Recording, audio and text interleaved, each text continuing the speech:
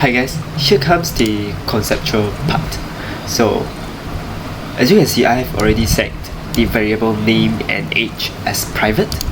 So the moment I setting them to private, it means that I cannot directly access already the variable like this. Yeah, it's not possible for me to access the variable directly.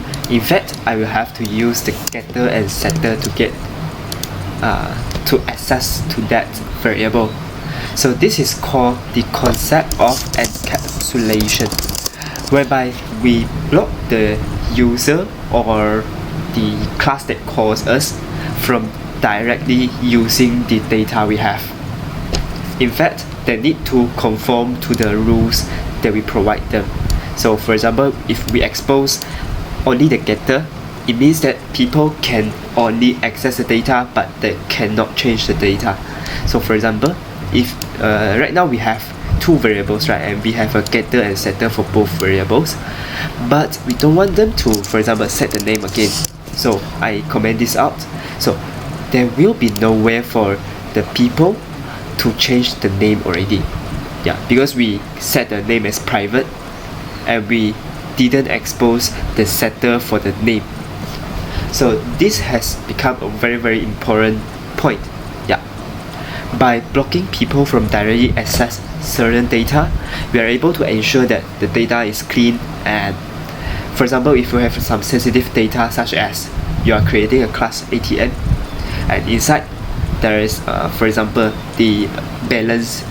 So this amount of balance, you want the only for the authorized people to be able to set the balance, such as to increase or to decrease them. You don't want like anyone to be able to access it, like using ATM dot balance like ×2, yeah, something like that. Yeah, cannot write. So in that case, you are providing other people a standard. So if you are not authorized to edit the balance, then I only expose to you the getter for the balance.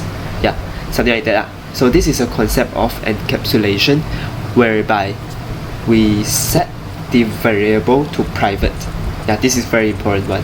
Yeah, setting the variable to private and use the accessor and mutator to access to the data. Yeah, so this is something like a wrapper around the variable, so we can get we can like ensure that people won't misuse our data when they are not supposed to.